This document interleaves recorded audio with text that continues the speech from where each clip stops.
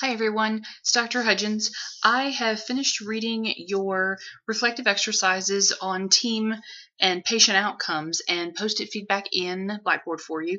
Please take the time to go back in and read that feedback. And remember, there's not just that final feedback box, but there's feedback in the inline rubric for each section. So make sure that you go in and take a look at that. I think you guys did a great job. You will have a lot of personal experience with interprofessional work within the hospital setting. So it was very interesting to see how you saw those concepts being applied in your clinical settings. In the education world where I am, we have been talking a lot about interprofessional education and the importance of collaborating with other disciplines to teach our nursing students the whole picture of healthcare. So it's not just, at the bedside that we're looking at interprofessional behaviors and teamwork, but also within the educational setting, thinking if we start out our novice nurses understanding and beginning to value the interprofessional team, that when they get to the bedside, that those educational seeds that are planted will evolve into something meaningful for them. Research is showing that interprofessional education in the academic setting right now is not showing a translation into valuing it as a practice. So maybe the longer we do it, the better we'll get at it, and the better our student outcomes will be once they're in the clinical setting. So it's great to see your insights and how you saw that happening. Your classmate Crystal did a really good job of giving this a biblical perspective.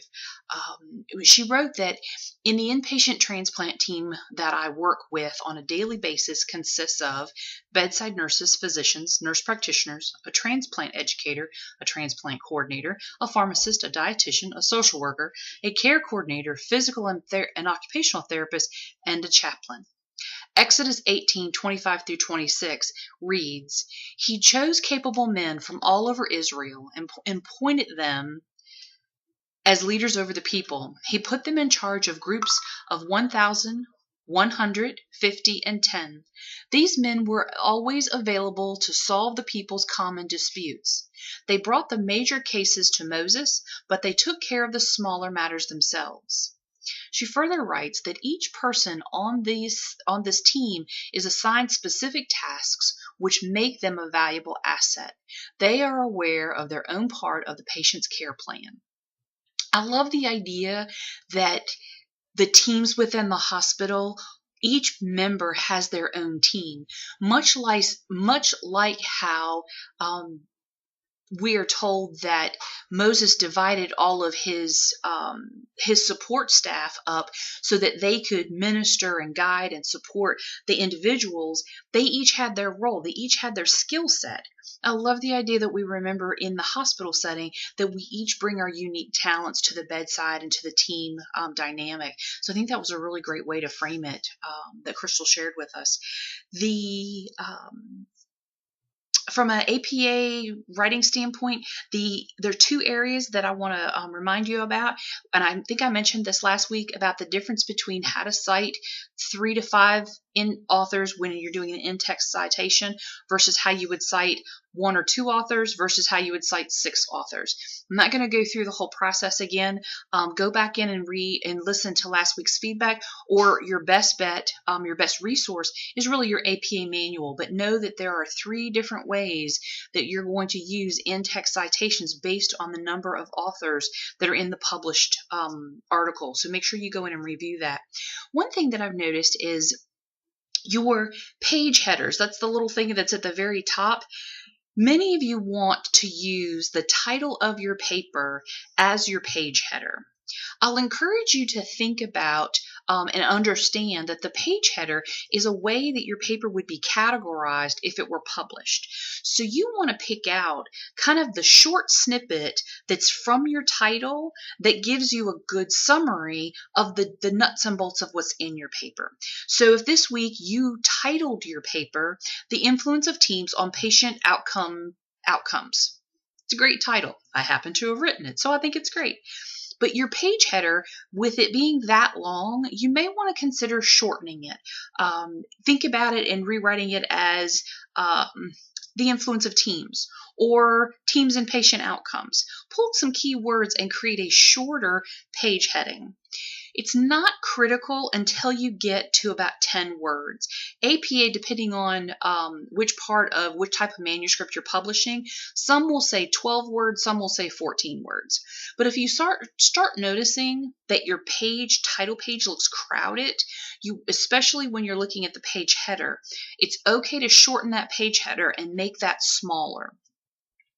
Okay, I think that's it as far as headers and APA. Looking forward to next week, you're going to be writing a paper.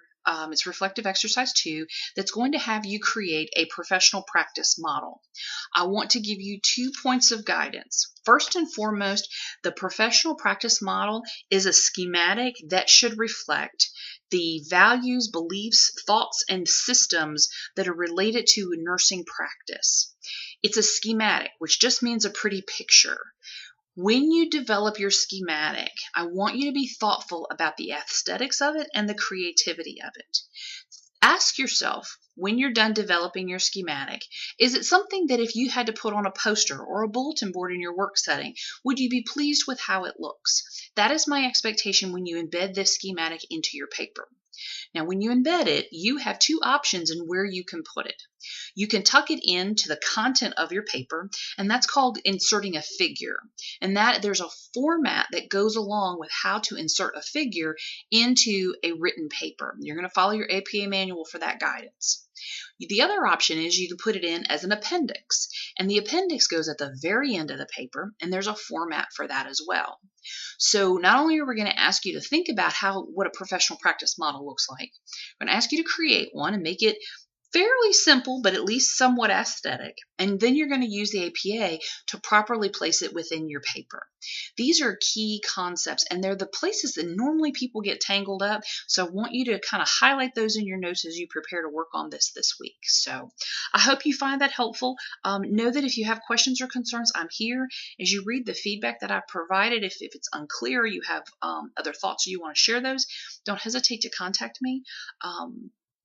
I look forward to hearing from you. Look forward to reading your professional practice model papers. It's one of my favorite ones to grade because it gives you all an opportunity to be super creative. And I also get to see that window into your world of things that if you were the king or queen for the day, what you would work on. So I love seeing that part of your work world. So be creative, have fun, don't be overly stressed, and touch base if you have questions or concerns. I hope you guys have a great week. Take care.